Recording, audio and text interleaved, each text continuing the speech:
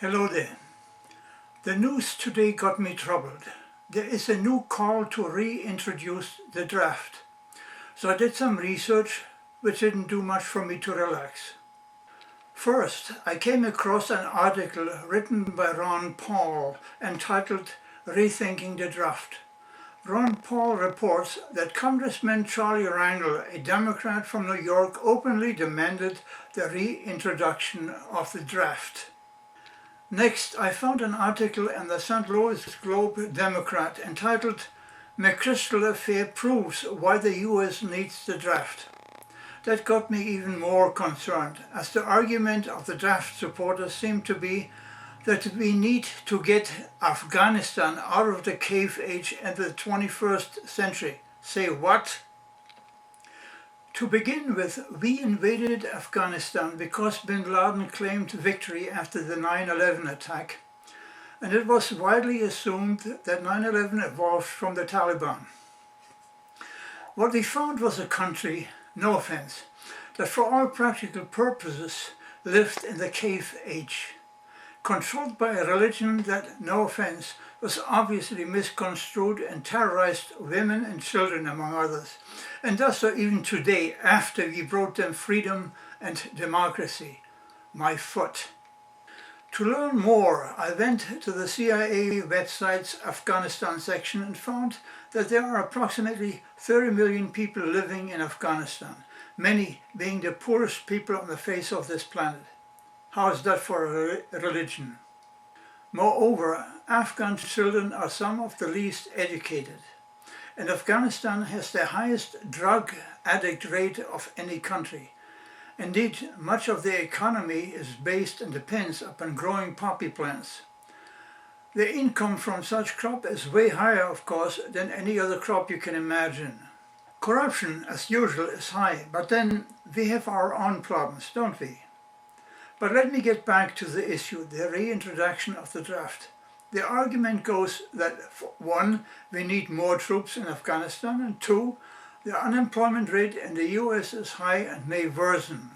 Let's see now. Right after Afghanistan, we started a war in Iraq claiming Hussein had weapons of mass destruction. Remember? A nuclear weapon in less than a year. Facing clear evidence of peril, we cannot wait for the final proof, the smoking gun that could come in the form of a mushroom cloud. Simply stated, there is no doubt that Saddam Hussein now has weapons of mass destruction. There is no doubt that he is amassing them to use against our friends, against our allies, and against us. It happens not to be the area where weapons of mass destruction were dispersed. We know where they are. They're in the area around Tikrit and Baghdad and east, west, south, and north somewhat. Of course, there were none, but at least Exxon and Shell got the rights to drill for oil in Iraq. It also caused catastrophic deficits right after Bill Clinton had managed to generate a surplus. Here's an interesting fact that may interest you. The war in Iraq cost us $731 billion. The war in Afghanistan close to $300 billion. That is a total of somewhat over $1 trillion. In other words, the cost of going to war with Iraq, which did not attack us, was over twice the cost of the Afghanistan war so far. But let's go back. If I recall properly, in 2009, Congress authorized a stimulus package of $968 billion. Money that was to a great part spent on infrastructure, the most inefficient use if it comes to creating employment, because only a fraction is actually spent on workers. The vast majority of the money covers other costs. Now we are going to bring the $300 billion spent in Afghanistan to the level of money we spent in Iraq, and we want to reintroduce the draft, which of course will add to the bill.